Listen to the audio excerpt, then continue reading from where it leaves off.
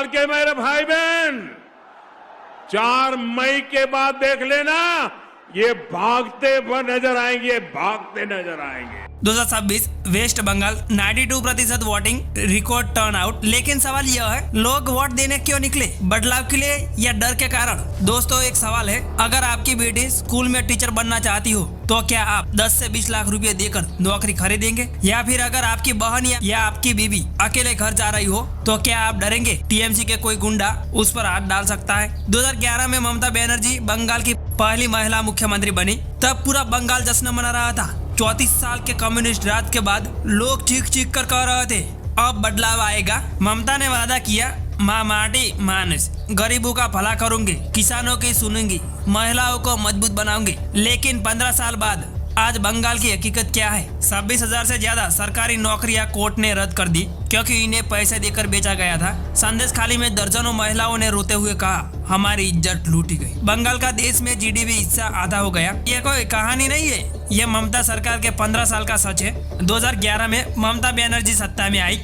शुरू के कुछ साल अच्छे लगे। लड़कियों के लिए कन्याश्री योजना शुरू की, पढ़ाई के लिए पैसे मिलने लगे, साइकिल दी, स्वास्थ्य बीमा शुरू हुआ, यानी गरीब महिलाओं को थोड़ी राहत मिली। लोग कहते थे दीदी सच में कुछ कर रही है। लेकिन जैसे जैसे साल बीते सत्ता का असली चेहरा दिखने लगा। 2010 के दशक के अंत में सिंडिकेट राज शुरू हुआ। टीएमसी के स्थानीय नेता और उनके गुंडे हर काम पर कब्जा करने लगे। रोड बनवाना हो, घर बनवाना हो या सरकारी काम, बिना कट मनी दिए काम नहीं होता था। 10 से 20% तक पैसा कटता था। आम आदमी परेशान था, लेकिन डर के मारे चुप रहता था।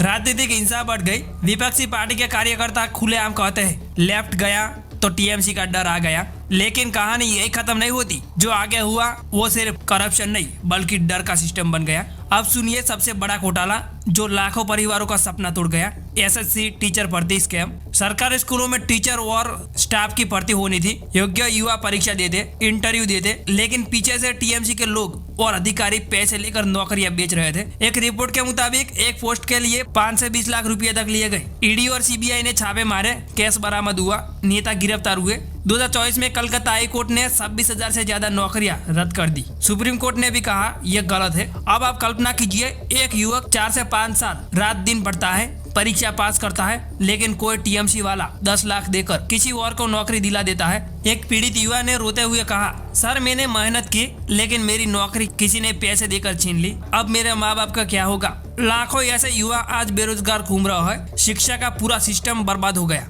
संदेश खाली कांड 2024। उत्तर 24 परगना जिले का एक गांव। टीएमसी के मजबूत नेता शेख शाहजहां और उसके साथी वे गांव वालों की जमीन जबरन छीन रहे थे, महिलाओं के साथ गलत काम कर रहे थे। जब महिलाएं विरोध करने लगी तो मारपीट, धमकी। महिलाएं कैमरे के सामने रो रो कर कह रही थी, दीदी हमने आप पर भरोसा किया था लेकिन आपके पार्टी वाले हमारी इज्जत लूट रहा है, हमारी जमीन ले ली। और बंगाल की पुलिस कई महीनों तक चुप रही। आरजीकर डॉक्टर केस भी हुआ। एक युवा डॉक्टर की रेप और मर्डर। पूरा बंगाल सड़क पर उतर आया। सरकार पर आरोप लगा कि केस दबाने की कोशिश की जा रही है। महिलाओं की दीदी कहलाने वाली सरकार में महिलाएं खुद डर के मारे घर से बाहर निकलने लगी। और भी बहुत कुछ हुआ।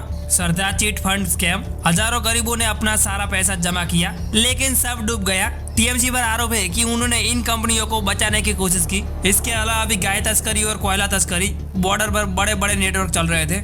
आर्थिक हालात। बंगाल का देश में जीडीपी हिस्सा पहले से आधा रह गया। नई फैक्ट्रियां नहीं आई। कई युवा दिल्ली और बेंगलोर भाग रहा है। ममता जी कहती है केंद्र हमें पैसा नहीं दे रहा, लेकिन 15 साल तक अपनी सरकार में उन्होंने क्या किया? यह सवाल आज हर बंगाली पूछ रहा है। लेकिन सवाल यह भी है, क्या बीजेपी सच में इसका बेहतर विकल्प है? पीएम नरेंद्र मोदी सोनार बंगला का वादा करते हैं। Development, industry, corruption, free system. दोस्तों 2011 में हमने बदलाव की उम्मीद की थी।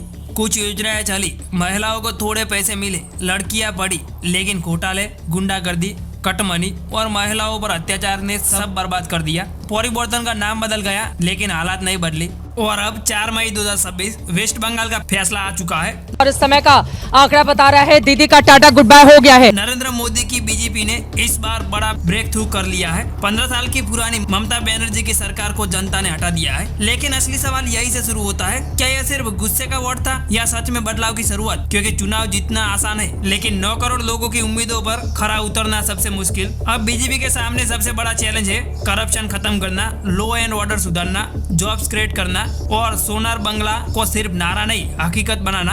और दूसरी तरफ ममता बनर्जी और टीएमसी के लिए यह हार नहीं बल्कि एक बड़ा संदेश है। जनता सब देख रही है, अब बंगाल एक नए दौर में प्रवेश कर चुका है जहां उम्मीद भी है और डर भी। तो अब सवाल आपसे है, क्या बीजेपी सच में बंगाल बदल पाएगी या यह सिर्फ एक और राजनीतिक वादा बनकर रह जाएगा? कमेंट में लिखो चेंज या डाउट और क्यों।